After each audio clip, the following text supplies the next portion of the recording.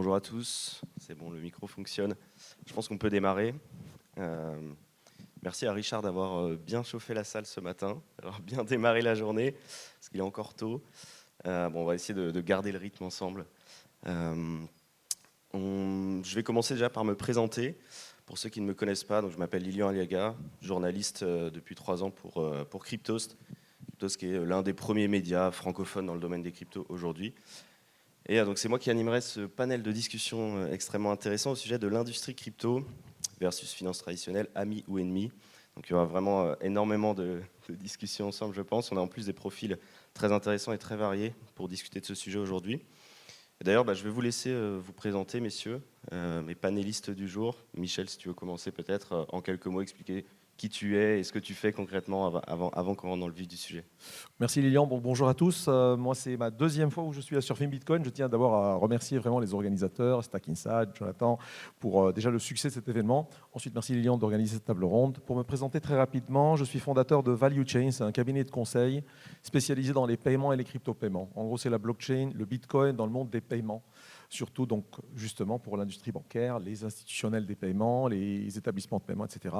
Je peux juste très vite dire que j'ai plus de 17 ans d'expérience dans le domaine des paiements sur toute sa chaîne de valeur, des guichets automatiques bancaires, terminaux de paiement, banques, établissements de paiement, émetteurs de cartes, Visa, Mastercard, en France, aux États-Unis, en Australie, un peu à l'international. Donc j'ai cette chance de voir toute cette chaîne de valeur. Je suis aussi membre du board de France Payment Forum. C'est un club des industriels de paiement, des banques, des industriels aussi. Donc je suis l'animateur du groupe de travail crypto-paiement là-dedans. Et je suis là aujourd'hui en partenariat avec Sirtals Compliance. On accompagne aussi les startups crypto, les exchanges crypto, les PSAN dans leur conformité. Alors c'est un métier qui est peut-être pas beau pour tous, mais il est nécessaire, indispensable. Et donc du coup, nous accompagnons dans l'agrément MiCA entre autres. Voilà, je vais m'arrêter là et je passe la parole à mes coéquipiers. Bonjour, merci Liliane. Merci effectivement à l'organisation de Surfing Bitcoin de me réinviter cette année. Moi, je suis un pur banquier d'affaires, c'est-à-dire que je ne prête pas de l'argent, mais j'ai accompagné, on peut dire, des centaines de chefs d'entreprise européens et nord-américains sur mes 40 dernières années.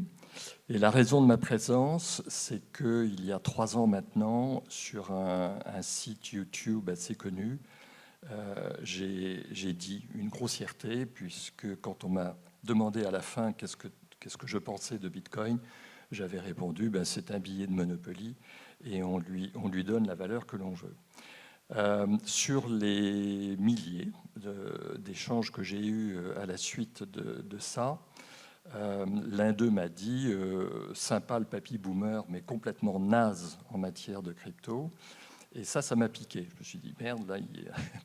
Donc j'ai regardé, je suis vraiment rentré dans la communauté Web3, dans le monde de la blockchain, et j'ai maintenant des idées assez arrêtées, positives pour certains aspects, mais on en parlera. Et je suis très heureux d'être avec vous pour vous donner l'écho du monde, on va dire de l'économie traditionnelle, qu'incarne parfaitement mon voisin de droite. Bonjour à toutes et à tous, donc Denis Meillon, donc effectivement moi je suis un pur produit bancaire. Alors je ne suis pas banquier d'affaires, moi je travaille dans la banque de détail depuis très longtemps. J'ai travaillé sur le marché du particulier, le marché du professionnel, le marché de l'entreprise, le marché de la banque privée. Et puis donc à la banque de Lubac et compagnie depuis 8 ans maintenant.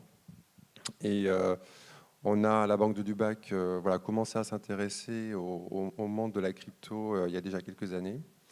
Et on a été très vite convaincus en fait que ce monde de la crypto, c'était pas qu'un simple feu de paille, que c'était pas réservé à des aficionados, mais on a très vite pensé qu'une banque pouvait avoir un rôle à jouer en fait pour faire le lien finalement entre cette finance tradie et cette finance industrie crypto. Voilà. Merci messieurs. Donc, comme je vous l'avais dit, on a des profils très variés, très intéressants à cheval un peu entre ces deux mondes. Et bien, je vais commencer tout de suite directement dans le vif du sujet avec la première question. Et je voulais qu'on s'écarte un petit peu du côté investissement, mais qu'on parle un petit peu plus de technologie à proprement parler, puisque Pour beaucoup, le Web3, c'est avant tout une révolution technologique permise par la blockchain, les smart contracts, les NFT. On en parle justement tout au long de ces journées à Surfing Bitcoin.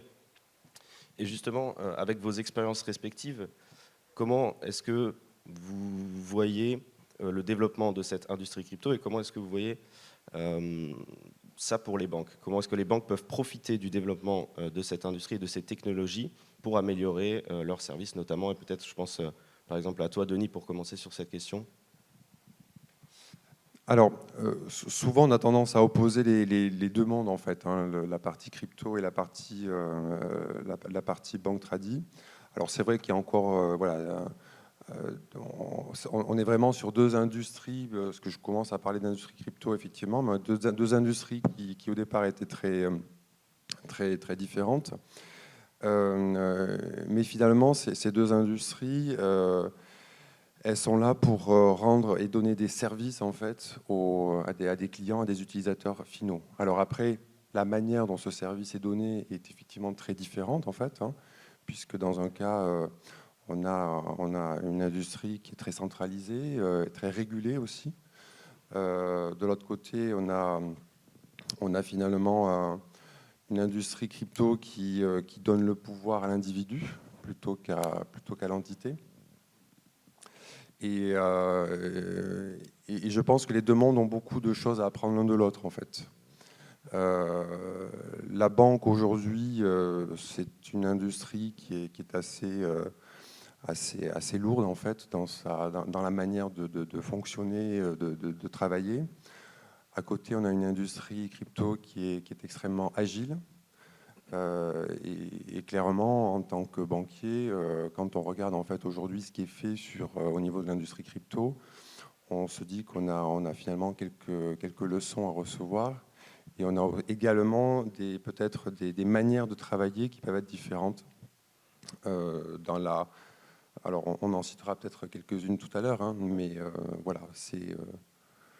Et justement, j'allais te demander, qu'est-ce que vous avez perçu, vous en particulier, chez Delubac, au sein de cette industrie crypto, comme tu l'appelles, qui vous a intéressé pour améliorer vos services en particulier? En fait, c'est tout le traitement de la donnée.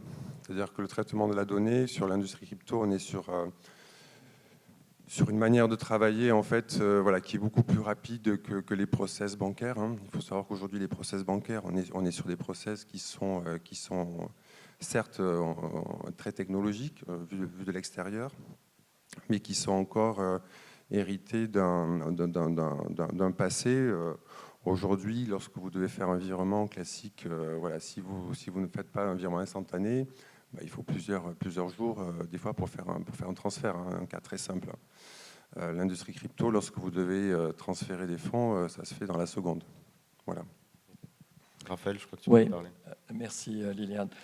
D'abord, je tiens publiquement à rendre grâce, à la banque de Lubac, que je connais moi depuis une bonne vingtaine d'années, dans la mesure où vous êtes l'un des très rares, même au niveau européen, à afficher, et d'où ta présence ce matin, à afficher vraiment une vraie implication dans cet univers. Je dirais comme lien entre nos deux points de vue, le problème de la banque, et c'est un des mots clés, je dirais, de l'histoire de l'argent, c'est que je suis tiers de confiance. Et donc, étant tiers de confiance, ce n'est pas une organisation que je représente.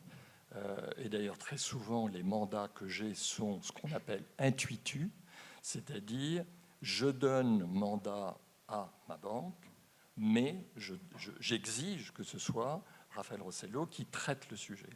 Pourquoi? Parce qu'il y a cette relation personnelle de confiance. Une fois cette remarque faite entre nos deux univers, je tiens, moi, à ancrer le débat sur une chose simple.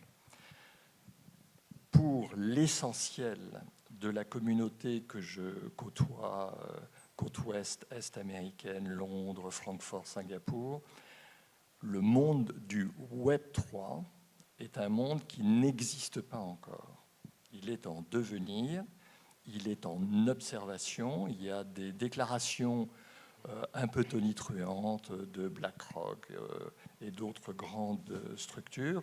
Il y a Société Générale qui vient de franchir une étape, mais fondamentalement, 99% de la communauté de l'économie traditionnelle, de la finance traditionnelle, considère que c'est intéressant, bon, mais ça n'existe pas. Et c'est là où moi, j'enfonce un coin, c'est de dire, il y a deux aspects très distincts.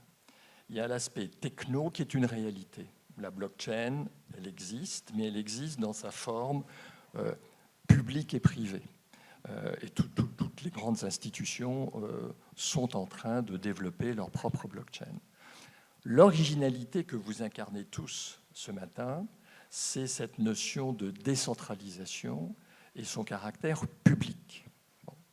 Et là, on bascule d'une réalité techno à ce que je qualifierais, et très sincèrement, c'est la raison de ma présence, c'est que vous incarnez une espérance.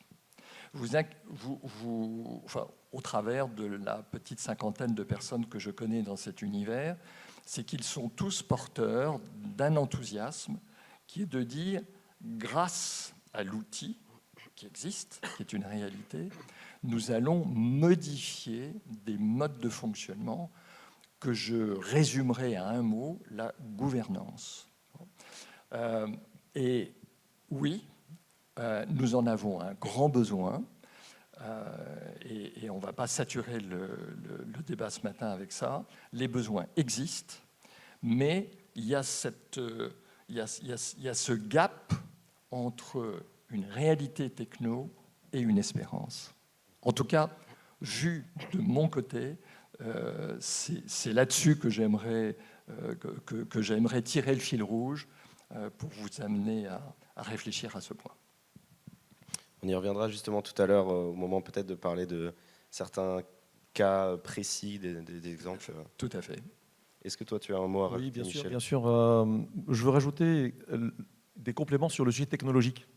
Donc on a parlé, c'est une table ronde sur le sujet économie, géopolitique. La question, elle était sur l'évolution technologique ou la révolution technologique. Je vais commencer par une anecdote. Donc moi, j'accompagne toutes les grandes banques en France, y compris les institutionnels interbancaires, par exemple, des clearing and settlement mechanisms, qui font les paiements interbancaires. Alors des responsables dans ces grandes entités qu'on accompagne, ils ramènent parfois des stagiaires, parfois leurs enfants, qui grandissent. Ils les ramènent pour faire des missions chez eux. Et donc les grands responsables leur posent des questions. Alors, vous connaissez la carte bancaire, vous connaissez. Quel est le moyen de paiement que vous connaissez le plus ? Donnez-moi un exemple. Eh ben, ils étaient surpris là très très récemment que ces garçons, ces filles répondent Bitcoin. Voilà. Donc c'est très révélateur de quelque chose que Jacques Favier, par exemple, il a dit hier. C'est une question aussi générationnelle.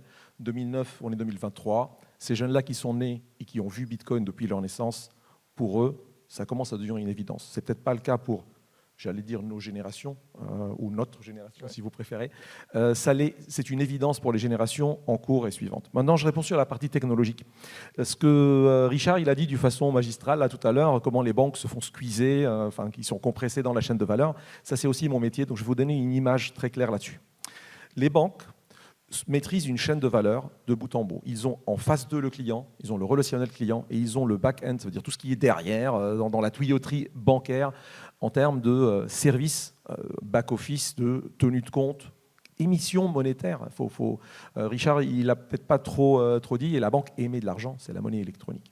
Donc l'argent que vous détenez dans vos comptes bancaires, ce n'est pas l'euro de la Banque centrale, c'est l'euro privé de la banque Delubac, de la banque Société Géniale, etc. En revanche, bien sûr, il y a la garantie interbancaire derrière, la garantie de la Banque centrale derrière, d'où les projets d'euro numérique qui sont en train de venir. Alors, qu'est-ce que la blockchain vient faire ici dans l'histoire ? C'est une rencontre entre trois révolutions. Et moi, j'ai publié un papier là-dessus en 2012 qui a gagné un prix en Atlanta, aux États-Unis en 2013, qui parlait du rise of smart payments. J'avais calculé qu'en 2015, il y aura plus de porteurs de smartphones au monde que de porteurs de cartes bancaires au monde. Alors, pour un petit jeune à l'époque, c'était une évidence pour moi que des acteurs comme Apple, Google ou autres allaient devenir des acteurs de l'industrie des paiements.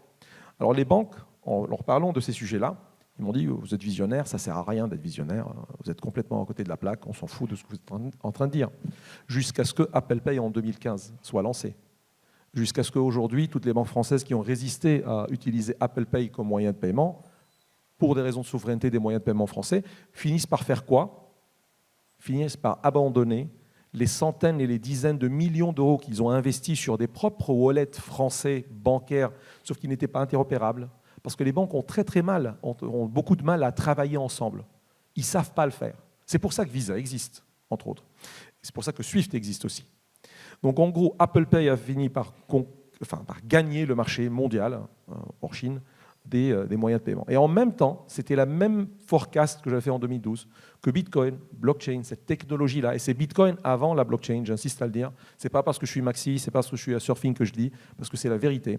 Richard l'a dit aussi, c'est le socle sur lequel qui a permis tout le reste. Donc en gros, aujourd'hui, quand on parle de révolution technologique, il y a d'abord le Bitcoin. C'est presque un miracle dans une fenêtre de temps. On ne peut pas refaire Bitcoin. Aujourd'hui, il est physiquement impossible de réinventer Bitcoin s'il n'existait pas. Donc c'est quasiment un miracle qu'il a existé. Bitcoin est venu prouver une chose, qu'on peut des intermédiaires, des chaînes de valeur très spécialisées, qui ont mis 50 ans, 100 ans à se spécialiser comme Visa, Mastercard, les banques. Donc les banques se retrouvent squeezées de deux côtés. Du côté de l'infrastructure monétaire, qui est leur back-office avec la Banque centrale, avec le Clearing and Settlement Mechanism, avec Swift, avec Visa.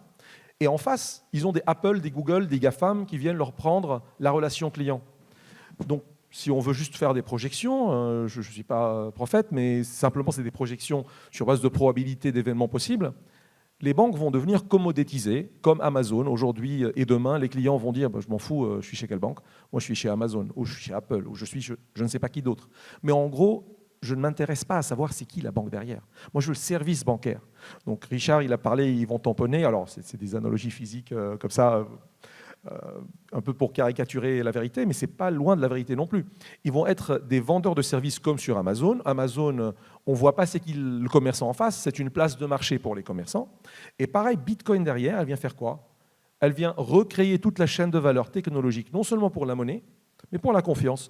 Donc, en gros, les votes électroniques, les systèmes de santé, l'assurance paramétrique, il y a plein de cas d'usage, ce sont les cas d'usage du Web 3. Mais ce qui est fondamental, c'est que d'abord, ils ont eu besoin du Bitcoin et du Bitcoin Lightning pour faire tout le reste. Je vais m'arrêter là sur cette question. Merci. Pardon. C'est intéressant, quand on vous écoute, on voit qu'il y a véritablement un avenir là-dedans dans l'utilisation des technologies, notamment de la blockchain, pour les institutions bancaires. Il y a même un risque, comme tu le disais, et Richard l'a évoqué, que ces institutions se voient squeezées, comme il l'a utilisé, par des super apps telles que celle d'Elon Musk, qui viendrait utiliser la blockchain, notamment pour les services, des services bancaires. Aujourd'hui, on voit quand même que de nombreuses institutions bancaires ou de finances traditionnelles freinent des deux pieds quant à l'adoption des crypto-monnaies ou de cette technologie. Encore une fois, avec votre expérience passée, quels sont les éléments qui font que certaines banques, notamment, ne souhaitent pas se tourner vers les crypto-monnaies aujourd'hui, en tout cas ne voient pas encore l'avenir au sein de cet écosystème? Alors, je vais peut-être commencer sans me faire porte-parole des autres établissements financiers, mais je pense qu'en fait, pour les banques classiques aujourd'hui, il y a deux points prépondérants. Le premier, c'est pour certaines en fait une méconnaissance en fait de ce que peut apporter cette technologie. Il faut savoir que dans les banques, lorsque vous avez des CTO qui ont peut-être 50, 55 ans, qui sont pas nés avec cette technologie, qui sont nés sur les technologies classiques, bancaires, lorsqu'on leur parle en fait de technologie blockchain, voilà, pour eux, c'est quelque chose qui favorise tout ce qui est le blanchiment d'argent, et on a encore en fait dans tous les services bancaires et notamment dans les services conformité en fait cette approche-là. C'est-à-dire qu'un client qui traite de la crypto-monnaie, des crypto-actifs, en fait, c'est potentiellement un client sur lequel la banque a un risque fort en fait, de blanchiment d'argent. Or, aujourd'hui, on sait tous ici que voilà, la crypto et la blockchain permet justement de pouvoir tracer certainement mieux que les techniques actuelles bancaires tout ce qui se passe en fait, lors d'un transfert d'argent. Aujourd'hui, lorsqu'un client reçoit un transfert d'argent, on ne sait pas où était cet argent la veille, l'avant-veille, etc. Aujourd'hui, avec la blockchain, on sait effectivement tout tracer dedans. Donc, c'est certainement une méconnaissance déjà de cette technologie. Et le deuxième point, clairement, c'est qu'aujourd'hui, toute l'industrie crypto apporte des services qui sont concurrents par rapport aux services bancaires classiques, en fait. Donc, et qui remet finalement en cause le modèle économique également des banques. Voilà. Lorsqu'aujourd'hui, vous payez un transfert d'argent dans une banque classique entre 5 et 10 euros, voilà, lorsque vous regardez le coût d'un transfert sur la blockchain, on n'est pas du tout sur les mêmes niveaux. Donc il y a ces deux aspects en fait, qui sont compliqués pour les banques tradies. En fait. Je confirme que, vu de mon côté, ce sont les deux points, ce sont les obstacles. Ce qui démontre d'ailleurs qu'il y a une méconnaissance du sujet. Et je le sais puisque j'ai été moi-même, j'ai fait partie des incrédules et que ça demande un certain travail parce que, comme toute communauté qui a conçu un système, vous avez votre langage, vous avez vos références et quand on les utilise dans le monde extérieur, les gens vous regardent avec incompréhension, voire suspicion. Alors, premier élément, quand j'ai dit tout à l'heure que pour la communauté que je représente, soyons très clairs. Qu'est-ce que c'est que cette communauté? Ce sont les grands investisseurs internationaux, compagnies d'assurance, fonds de pension ou les États, les fonds souverains, qui délèguent à des sociétés de gestion la responsabilité de gérer ces fonds avec différentes poches qui s'appellent le forex, l'immobilier, l'investissement direct dans les entreprises, etc. etc. Bien. Une chose est certaine, et Michel l'a dit tout à l'heure, la techno-blockchain et donc Bitcoin est rentré déjà, donc ça c'est une réalité, dans les mécanismes de paiement. Okay. Donc ça c'est le modulo par rapport à non, le Web 3 n'existe pas. Non, c'est faux. Le Web 3 existe sur ça. Là où il y a incompréhension du Web 3, et je pense à quelques-uns de mes associés qui sont alors des incrédules de ces incrédules, et chose étonnante d'ailleurs, c'est le plus jeune d'entre eux qui est le plus incrédule. Et qui est de dire, mais où est la création de valeur parce que ce que tu m'expliques, c'est une titrisation technologique un peu plus poussée, ça peut se faire par des contrats, ça peut se faire, etc. etc. Et c'est ce passage, quand on a préparé cette table ronde avec Lilian, donc j'en profite puisque j'ai le micro, c'est ma conviction sur la notion du token ou de la tokenisation. Par contre, je ne sais pas combien de temps faudra-t-il pour que la tokenisation de certains actifs décolle et devienne réellement une classe d'activité économique à part entière. Il y a des projets, Richard en citait un que je connais bien, sur la tokenisation de son immeuble aux États-Unis. Il y a des projets, j'entends plein de gens, je rencontre des gens qui me disent, et je suis ça avec attention, une idée magnifique, c'est de tokeniser tous les plus beaux oliviers qui entourent la Méditerranée. C'est un projet monstrueux de 500 millions de dollars. Citigroup le regarde, mais ça fait 6 ans qu'il le regarde. Et il n'y a toujours pas le passage à l'acte, c'est-à-dire de tokeniser effectivement un élément d'actif. Donc, moi, je suis dans une position où j'essaie d'expliquer à des interlocuteurs ricaneurs ou carrément hostiles qu'il va y avoir quelque chose, et je le dis parce que j'ai été moi-même l'un des rares acteurs, il y a 24 ans, à croire dans les dot-com. Donc j'ai parrainé l'introduction en bourse de plus d'une centaine de dot-com à l'époque, où on me traitait, moi, banquier historique traditionnel, de fou furieux, etc. Sur plus de 100, j'ai eu un échec. Bon. Donc je suis très content parce que j'avais fait cet effort d'adaptation à un monde nouveau. Pour moi, le Web 3 va le devenir, mais c'est dans combien de temps ? Là, tu parlais de tokenisation d'actifs du monde réel. Pour ceux qui ne savent pas vraiment ce que c'est, Michel, est-ce que tu peux nous expliquer un petit peu en quelques mots en quoi ça consiste et quels domaines sont concernés ? Avec plaisir. D'abord, je rappelle qu'il y a un glossaire en français de tous les termes, de tout jargon de la blockchain. Il s'appelle le glossaire des crypto-paiements parce qu'il a été émis par France Payment Forum. Donc, si vous cherchez sur Internet glossaire des crypto-paiements, vous allez avoir 80 mots en français bien traduits avec un comité de définition qui a pris 6 mois avec moi pour faire ce travail. Donc, je vous invite vraiment à aller le voir. Mais pour vulgariser un peu, pour simplifier, c'est quoi la tokenisation de l'économie ? C'est des mots qui sont liés au domaine du Web3, de la blockchain, de la distribution. Ça veut dire quoi ? Il y a d'abord un changement de paradigme qu'il faut comprendre avant de donner la définition. On était sur un monde centralisé avec un tiers de confiance, il y a un notaire, il y a une banque, il y a une assurance. On contacte le tiers de confiance qui, lui, va nous donner l'éligibilité de l'exécution d'un contrat. L'idée de la blockchain, c'était quoi ? L'idée de Bitcoin aussi, c'était ça. C'était de dire, est-ce qu'on peut digitaliser, numériser, rendre virtuel, si vous voulez, automatique, ce tiers, mais sans qu'il soit central. On veut qu'il soit un peu partout, parce que c'est plus fiable, sur Internet. C'est dans Internet. C'est carrément dans la couche distribuée d'Internet elle-même. Et quand on dit tokeniser, on a tokenisé la monnaie en créant une monnaie, token, Bitcoin, crypto-monnaie après. Mais on peut tokeniser plein d'autres choses. On peut tokeniser une part d'un immeuble ou une part d'une entreprise. On peut tokeniser une œuvre d'art. On appelle ça, par exemple, des NFT, non-fungible tokens. Ça veut dire qu'une pièce n'est pas égale à l'autre. Un token n'est pas l'équivalent de l'autre, alors qu'un euro, il est équivalent de l'autre. Donc, je dis des évidences, mais en gros, la tokenisation de l'économie, elle veut dire plus que la définition. Elle veut dire aller rendre des services d'une façon distribuée avec le paradigme du Web 3. Ça veut dire sans ce tiers de confiance et grâce à une automatisation par les smart contracts. Alors, si c'est encore très compliqué comme définition ou pas assez tangible, disons une chose. Aujourd'hui, le cash, par exemple, je vais revenir sur des cas de monnaie numérique de banque centrale, vous allez tout de suite très très bien comprendre qu'est-ce que ça veut dire. Ça va nous toucher tous bientôt dans quelques années. Le cash va être tokenisé.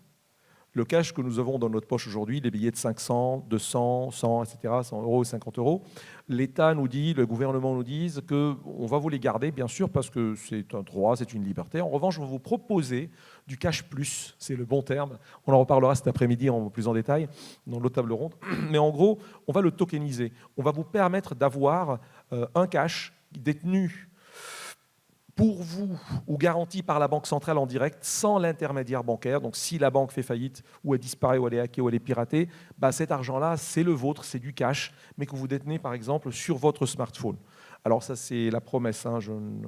Je ne juge pas du tout pour le moment comment ça va être implémenté, quel problème de privacy ça va avoir. Mais c'est ça la promesse de la tokenisation. C'est comme ça que les banques centrales essayent de nous dire on va tokeniser la monnaie.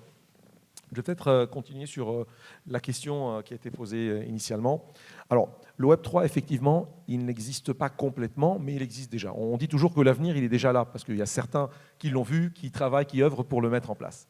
Alors, Bill Gates, il avait dit dans les débuts d'Internet et de l'ordinateur, il avait dit « Banking is essential, banks are not ». En gros, lui, dans sa tête, il était un jeune fou furieux, il a dit on n'a plus besoin des banques, les amis. Alors Richard, il l'a dit un peu, mais il l'a pas dit à la manière de Bill Gates. Il a dit, on n'a plus besoin des banques, j'ai inventé l'ordinateur, je suis Bill Gates, j'ai inventé Windows, pardon, voilà, je vais tuer les banques. On connaît tous la suite de l'histoire. Je pense que les banques ont fini par comprendre avec du retard, ils ont acheté des PC, ils ont adopté la nouvelle technologie, et ils ne sont pas assez morts quand même. Alors parce que le service bancaire, il est indispensable pour l'humanité, pour toutes les raisons possibles et inimaginables. Et donc, moi, je ne veux pas prédire l'avenir, mais je dis simplement que la Banque des Lubac, elle est pionnière. Elle a fait un choix de dire, je vais adopter la technologie. Alors, pas encore assez, mais c'est hyper courageux ce qu'ils ont fait, parce que j'accompagne toutes les autres banques aussi. Et ce qui freine, parce que la question c'était qu'est-ce qui freine, pourquoi les banques n'avancent pas assez vite, il y a la question de culture, il y a la question de formation, mais ce n'est pas les seules vraies raisons. Aujourd'hui, on a déjà commencé à avancer sur ce créneau-là, mais il y a des points bloquants côté régulateur. Je ne parle pas de la réglementation MiCA ni de la loi PSAN, je parle des autorités de supervision qui font peur aux banques. Alors là, je parle vulgairement comme ça, mais les banques ont peur de faire des choses sur cette technologie-là. Ils ont simplement même peur de venir être là avec nous et parler. Alors, on a un courageux avec nous, donc je te remercie, Denis, parce que moi aussi, j'invite beaucoup sur mes tables rondes des banquiers pour parler de ce sujet-là, et ils se désistent souvent la veille. Voilà. Et les raisons, mon fils, il a de la grippe, mais la CPR m'a appelé hier, par exemple. Donc, en gros, ce qui bloque encore, c'est une question réglementaire. Heureusement. On commence à avancer sur ce créneau avec des réglementations assez lourdes, mais qui restent encore très insuffisantes pour débloquer la situation. Raphaël, je crois que tu voulais rebondir là-dessus. Oui, en fait, quand je dis vous, parce que vous êtes des participants à cette rencontre, là où je suis heureux d'être en face de vous ce matin, c'est que pour des raisons diverses, vous percevez ce que l'on appelle des signaux faibles. Vous percevez, vous avez l'intuition, vous avez une conviction plus ou moins consciente, plus ou moins organisée, qu'il va se passer quelque chose et vous voulez être dans ce quelque chose. Je sors complètement de ce cadre 30 secondes. Une étude qui est insuffisamment connue du MIT dit que pendant des millénaires, on a été dans l'économie de la production. Depuis, en gros, un siècle, on est dans l'économie de la consommation et que vous allez passer à l'économie de l'expérience. Les publicitaires commencent à bien comprendre cette problématique. Et effectivement, vous n'achetez plus une voiture, vous ne louez même plus une voiture, vous allez utiliser une voiture avec des copains pour un besoin particulier, etc. Or, cette agilité, cette fluidité de la vie où effectivement vous n'êtes plus entravé par des contrats de possession ou de location, en fait, quels vont être les outils qui vont vous permettre de le faire. Et cette tokenisation est pour moi un des outils. Encore faut-il qu'il y ait ce passage à l'acte. Et je suis très surpris. Je suis l'associé gérant ce qu'on appelle une banque d'investissement. On n'est plus que 3 institutionnels en France totalement indépendants. Et je suis donc dans l'une des 3. La banque appartient à ses associés. Nous sommes 11 associés. Je suis l'aîné de ces associés. Et c'est quand même étonnant que moi, l'aîné de ces associés, je sois là aujourd'hui et que ce ne soit pas ceux qui ont 25 ans de moins que moi qui soient présents. Non seulement qui ne viennent pas, mais qui sont hostiles, considérant que je perds mon temps, etc. Enfin, je veux dire, c'est violent. C'est violent. Dans les collèges dits d'associés, c'est « Ah oui, t'as été encore faire le con à Biarritz, etc. » Bon. Or, c'est quand même surprenant de voir que, à mon avis, par peur de l'inconnu, il y ait un sentiment, et je leur dis, mais les mecs, bordel, soyez ouverts, soyez curieux. Quand il y a des centaines de millions de gens sur Terre qui ont des satoshis ou des bitcoins, c'est une réalité. Donc, vous ne pouvez pas dire mais non, ça n'existe pas, etc. Bien. Donc, pour moi, si j'ai un message, c'est lié, vous savez, à la notion d'espérance à laquelle je faisais référence au début.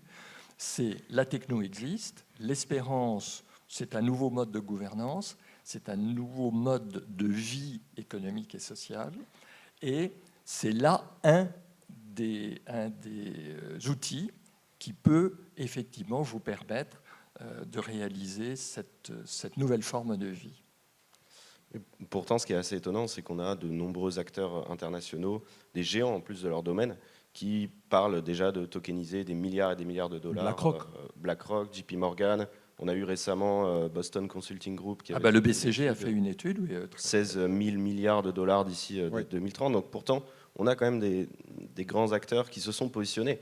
Donc cette peur, moi personnellement, j'ai du mal à la comprendre, puisque voilà, on voit qu'on va déjà dans cette direction-là. Lilian, étant l'aîné de la Réunion, faisons extrêmement attention aux effets d'annonce je dirais, de personnalités importantes qui sont très soucieuses de leur image, et notamment de celle qui est de dire « je vous l'avais bien dit ». Bon. Non, mais on a de nombreux exemples aussi. Il y a beaucoup d'exemples. Etc., donc, vous savez, les études, on peut considérer que toutes les études que j'ai eu l'occasion de lire il y a 25 ans, avant l'arrivée des dot-com, allez, 99% d'entre elles, elles sont fausses, elles n'ont pas été bonnes, etc. Mais ce qui était intéressant, c'est ce phénomène signaux faibles, signaux forts, c'est qu'aujourd'hui, 25 ans plus tard, voilà, c'est une réalité. Je veux dire, on est tous avec nos engins, que je fais tomber, on est tous avec nos engins et on ne peut pas vivre sans ces engins qui sont liés à la cybernétique. Ce que je veux dire, c'est qu'aussi cette réalité a commencé. On parlait de Realty, on parle aussi déjà de centaines de millions de dollars qui sont tokenisés, d'actifs du monde réel, qui sont tokenisés sur la blockchain Polygon. C'est parti, c'est lancé. Il y a déjà des cas d'utilisation et ça semble fonctionner correctement. Alors, Lilian, je n'ai pas suivi là-dessus, mais pour moi, les projets que je vois sont toujours dans cette phase de réflexion. Mais bon. Alors oui, juste un mot sur la tokenisation. Pourquoi aujourd'hui les grandes banques n'y sont pas en fait? Parce que c'est quand même quelque chose qui vient c'est un produit finalement concurrent majeur pour les banques en fait. Je vais vous prendre un cas très simple en fait. Aujourd'hui, un produit bancaire assez classique, un fonds commun de placement immobilier. Donc vous avez la possibilité via un produit bancaire, en fait, vous achetez des parts d'un produit bancaire et ce produit bancaire investit dans de l'immobilier. Donc par exemple, on va acheter un immeuble à Paris dans le 16e arrondissement. Vous n'avez pas les moyens d'acheter cet immeuble, mais vous allez acheter par contre une part de ce produit bancaire. Vous allez mettre 100, 200, 1000, 2000 euros dessus et vous allez recevoir un rendement qui va tourner aujourd'hui entre 4 et 5% dans le meilleur des cas, avec derrière des frais bancaires assez confortables, on va dire, pour la banque en fait qui va promouvoir ce produit. Et finalement, la tokenisation qu'on a vue en fait précédemment sur la partie immobilière, c'est également la même chose derrière, enfin la même finalité. On a vu que les rendements étaient quand même pas les mêmes, et c'est toute une chaîne de valeur qui va échapper à la banque en fait, cette tokenisation. Donc c'est vrai que la banque regarde ça en se disant voilà, j'ai un produit aujourd'hui qui fonctionne et avec lequel je gagne un peu, voire beaucoup d'argent. Là, je suis en train de voir qu'effectivement, il y a une industrie qui arrive, l'industrie crypto, qui va proposer des produits finalement similaires aux miens. Alors après, dans la manière de fonctionner, on est d'accord, c'est bien différent. Les rendements sont différents. Et finalement, c'est une chaîne de valeur que la banque va perdre en fait derrière. Donc c'est vrai que les banques regardent ça avec défiance en fait, parce que l'idée derrière, c'est de se dire voilà, est-ce que j'y vais, est-ce que je mets le doigt dedans de manière à et est-ce que je tue le business model que j'ai actuellement développé depuis des années et qui fonctionne, et est-ce que je pars sur un nouveau business model, est-ce que mes clients vont me suivre dessus? Voilà, c'est toute la difficulté aujourd'hui ou tous les problèmes auxquels sont confrontées les banques en fait. Alors après, moi j'ai ma réponse. Moi je pense qu'il faut y aller en tant que banque. J'ai pas de sujet là-dessus. C'est bien de l'entendre. Voilà, mais là je parle effectivement des banques plus tradies. Je parle pas de la banque de Lubac et compagnie. Pardon Lille, je rebondis là-dessus. Tu as totalement raison, Denis. Mais et c'est la question que je pose à beaucoup des acteurs de ce Web3, avec des camarades chez Polkadot, avec des camarades dans des projets d'utilisation d'une blockchain publique sur différentes chaînes de validation d'informations ou autres, etc. C'est la réponse à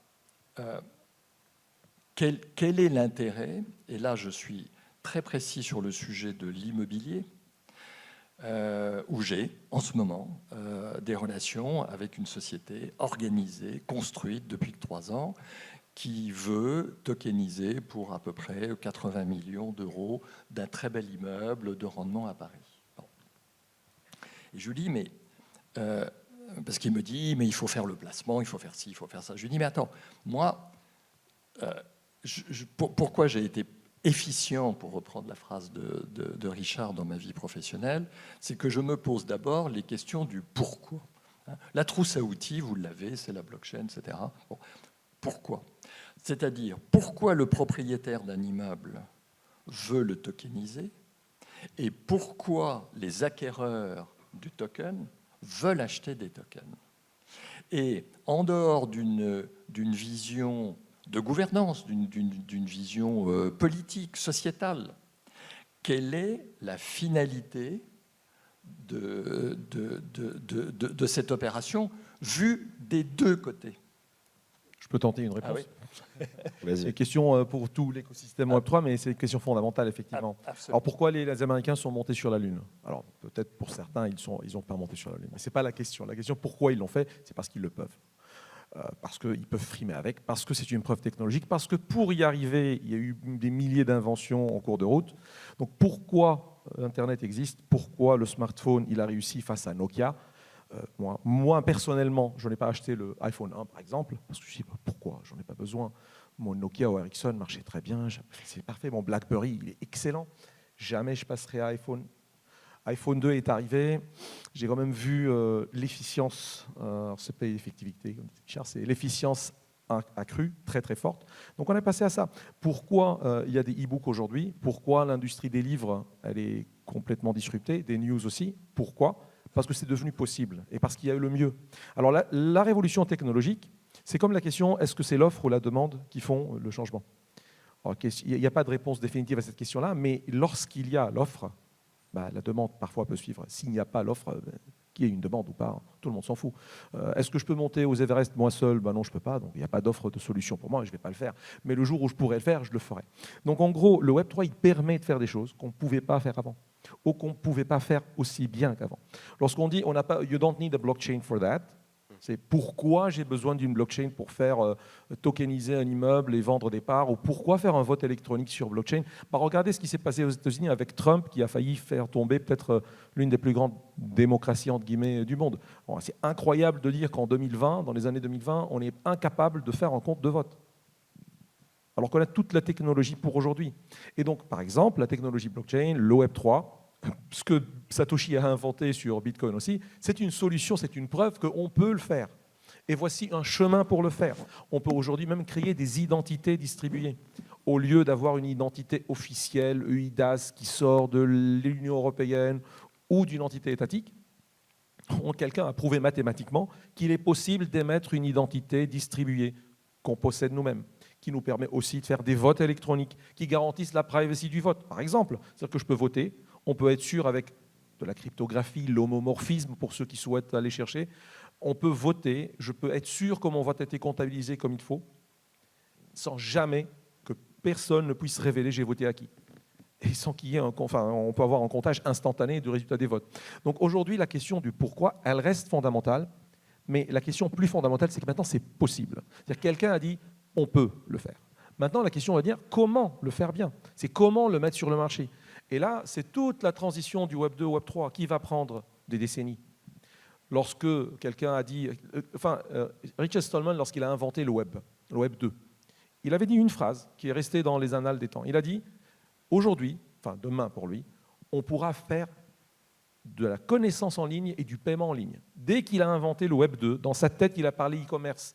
Le commerce, il est arrivé quand? Ça a pris des décennies pour que ça arrive. Pour que PayPal puisse venir avec une solution adaptée. Aujourd'hui, PayPal lance son stablecoin. Je saute des décennies. Mais PayPal, par exemple, elle a adopté la technologie Bitcoin, crypto, par le moyen du canal des crypto-paiements. Pareil pour les votes, pareil pour les systèmes de santé. On n'a pas besoin de le faire parce qu'on sait construire des immeubles en bois. Pourquoi construire des immeubles en béton armé? Mais ça ne sert à rien. Eh bien si. Si on pourra faire des châteaux plus forts, on pourra faire des tours plus élevés, on va pouvoir faire beaucoup plus. Voilà, je m'arrête là sur ces questions. Mais ce que je retiens et ce que je trouve formidable, c'est qu'effectivement, tu utilises très souvent ce que j'appelle ou je couvre du terme de gouvernance. C'est-à-dire, je rappelle à ceux de la salle qui ne le savent peut-être pas, quand vous êtes détenteur d'une action d'entreprise, en fait, j'ai le droit juridique de scinder l'action en deux objets juridiques. Un droit de vote d'un certificat d'investissement. Donc, juridiquement, j'ai déjà la capacité de différencier la propriété du bien, la partie économique, de la partie gouvernance. Effectivement, dans le token, c'est ce que je trouve l'outil de l'espérance que vous portez, c'est que, ayant des inquiétudes sur les abus de pouvoir centralisés, vous ayez cette espérance et donc l'outil qui va avec, mais encore faut-il que l'élément de propriété économique, parce qu'un système doit obligatoirement avoir une autonomie économique. Sinon elle est dans un état de lévitation. Donc, merci Michel. Non, mais parce qu'effectivement, dans le pourquoi, c'est ce lien, et j'espère simplement vous avoir titillé sur ce sujet, c'est oui à la gouvernance, ça j'y crois, oui à la techno, c'est une réalité, mais maintenant c'est cette petite transformation d'utilité économique. Ça, c'est un très, très long chemin. C'est le chemin de la transition du Web 2 au Web 3 qui va prendre son temps, comme Internet, il a pris son temps pour être adopté.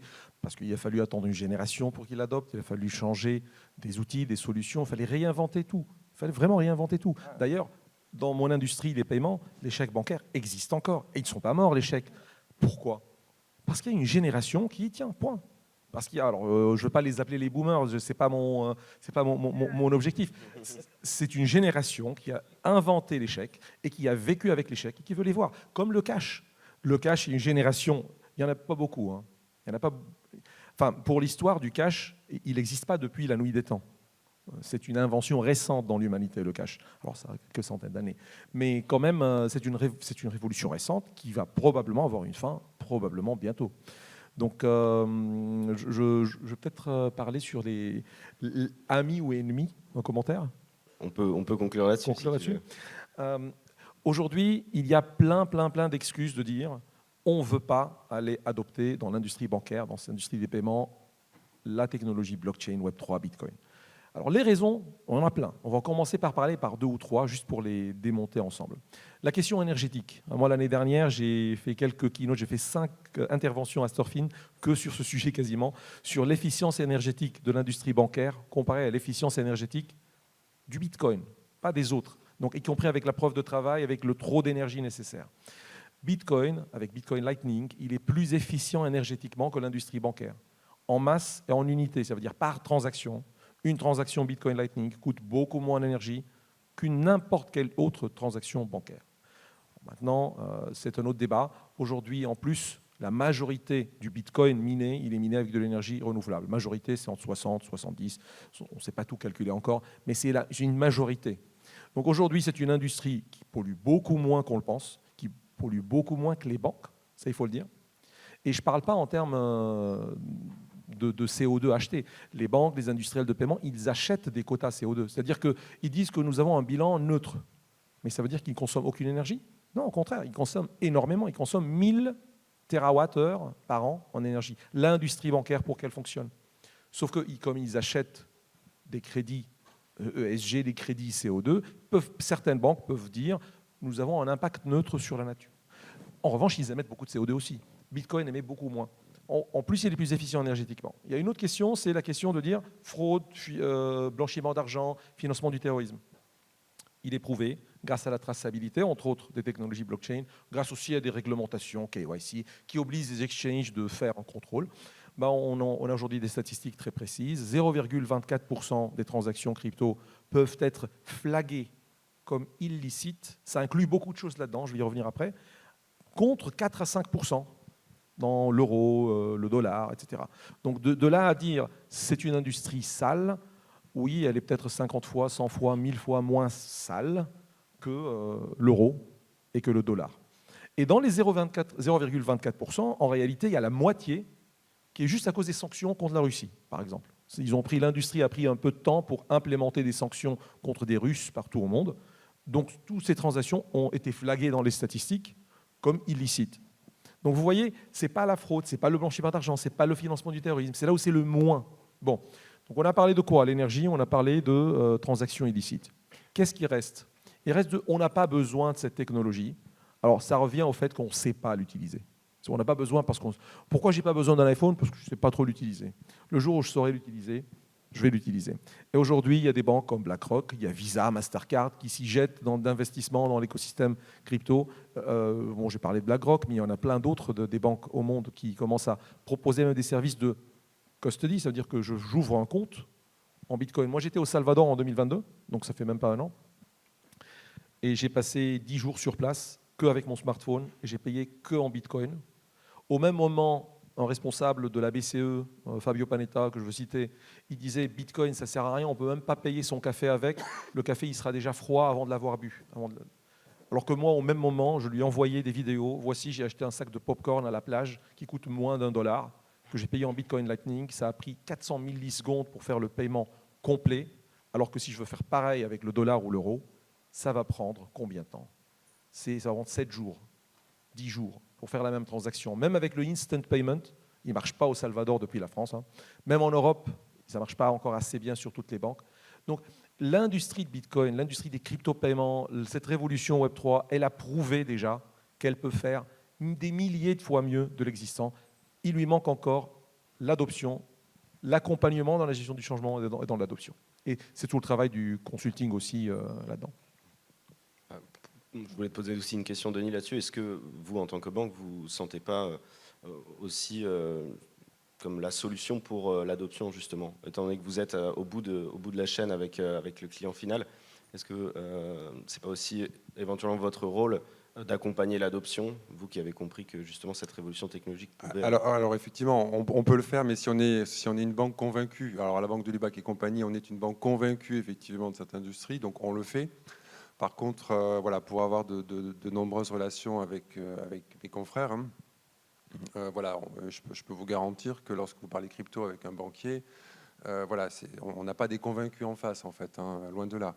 Donc, et c'est tout le travail en fait qu'on doit faire en tant que banque, de dire voilà, il ne faut pas voir l'industrie crypto comme une industrie concurrente, mais justement comme une industrie qui va amener en fait des solutions complémentaires, des outils complémentaires en fait à ce qu'on connaît déjà, des outils qui vont permettre d'améliorer finalement la fiabilité des transactions, la rapidité des transactions, la transparence des transactions. On a un peu abordé tout à l'heure le sujet de tout ce qui est lutte contre le blanchiment et financement du terrorisme. Voilà, on a un outil là qui est merveilleux pour ça. Donc aujourd'hui, je vous garantis que dans les banques, les services conformité, il y a une inflation du nombre de personnes parce que le monitoring des transactions est absolument extrêmement complexe à faire et c'est un travail quotidien. Voilà, je suis accompagné de collègues qui sont ici là, parmi vous. Je peux vous garantir que la surveillance des transactions, on y passe tous beaucoup de temps. Avec la technologie blockchain, effectivement, on a quelque chose, on a un outil qui demain doit pouvoir nous permettre en fait d'aller beaucoup plus vite sur ce sujet-là en fait. Voilà, donc je pense qu'en tant que banque, en fait, pour moi, la question, elle n'est même pas amie ou ennemie en fait. Je dirais qu'en fait, c'est deux industries quelque part qui sont un peu cousines, et voilà. Et puis on a toutes les deux, enfin ces deux industries ont à travailler ensemble en fait. L'industrie crypto a besoin de la banque en fait pour se développer, et je pense que la banque a beaucoup à apprendre également de l'industrie crypto pour améliorer ses process. Juste un mot de conclusion. Une des erreurs commises par la communauté Web3 est d'évoquer des solutions alternatives. Le mot alternatif fait peur, alors qu'en réalité, ce sont des métiers complémentaires. Parfait. Donc voilà, là, finalement, amis ou ennemis, la conclusion, c'est la complémentarité. Vous l'avez parfaitement résumé. Je vois qu'on arrive au bout du temps, donc malheureusement, on va devoir se quitter là-dessus, même si je pense qu'on aurait eu beaucoup encore de sujets à aborder. Merci à vous trois, messieurs. Merci pour Merci Lilian. Merci vos Lilian. Merci beaucoup. Merci à vous.